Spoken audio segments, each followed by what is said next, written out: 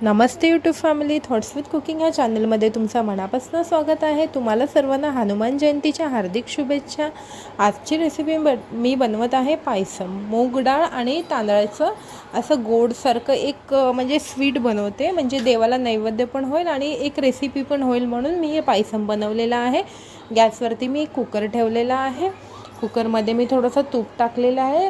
इकडे मी अर्धी वाटी मुगाची डाळ घेतलेला आहे आणि थोडंसं कमी असं तांदूळ घेतलेला आहे। जर तुम्हाला हवा असेल तर तुम्ही मुगाची डाळ जास्त घेऊ शकता आणि तांदूळ कमी घेऊ शकता। हे 2 ते 3 मिनटं मी मस्त मंद आचेवरती भाजून घेतलेलं आहे। इकडे माझं भाजून झालेलं आहे। इथे मी 3 वाट्या पाणी गरम करून ह्याच्यामध्ये टाकलेलं आहे आणि मी मंद आचेवर याची मस्त 3 शिट्या काढून घेते। मंद आचेवरच तुम्ही पण करा, नाही तर हे आपले करपण्याचे चान्सेस असतात। इथे माझे 3 शिट्या झालेल्या आहेत।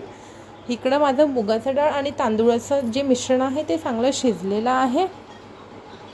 आता मी त्याला एका पॅनमध्ये काढून घेते। सगळं पॅनमध्ये काढून मी हे घेतलेलं आहे। इकडे गॅसवरती मी एक पॅन ठेवते, त्याच्यामध्ये मी एक 100 ग्रॅम गूळ घेतलेला आहे खिसून, ते मी त्याच्यामध्ये टाकते आणि त्याच्यामध्ये मी थोडंसं पाणी टाकते आणि हे गुळाचं जे मिश्रण आहे त्याला मी चांगलं असं पातळ होईपर्यंत त्याला शिजवून देते।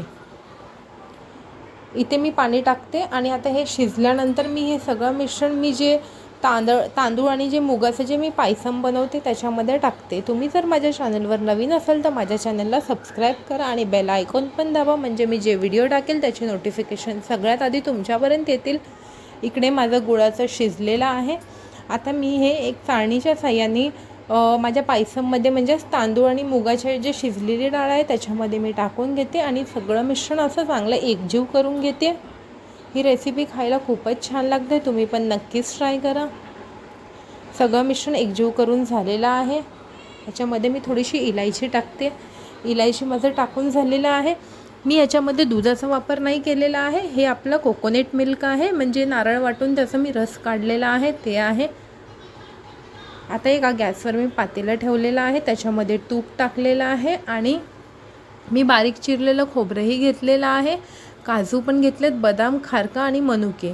हे सगळं मी याच्यामध्ये 2 ते 3 मिनटं मंद आचेवर असं मस्त असं फ्राय करून घेते। आधी मी गॅसचा फ्लेम फास्ट ठेवलेला, नंतरला मी स्लो करून घेते। हे चांगलं असं मस्त लालसर तळून घेते आणि जे आपण पायसम बनवलेलं आहे, जसं मूग डाळ आणि तांदळाची खीर पण तुम्ही बोलू शकता, त्याच्यामध्ये मी हे सगळं टाकणार आहे। मनुके मी वरतूनच टाकलेले आहेत। आता जे खोबऱ्याचं जे मी केलेलं आहे तुपाचं फोडणी, ते मी ह्याच्या वरतून टाकते। इकडे आपले पायसम खाण्यासाठी एकदम रेडी झालेली आहे।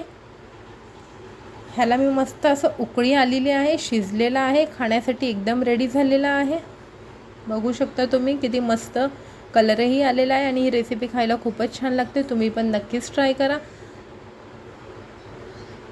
तुम्ही जर माझ्या चॅनलवर नवीन असाल तर माझ्या चॅनलला सबस्क्राईब करा आणि मला सपोर्ट करा आणि माझे व्हिडिओ जास्तीत जास्त शेअर करा आणि माझा व्हिडिओ शेवटपर्यंत बघितल्याबद्दल धन्यवाद। थँक्यू।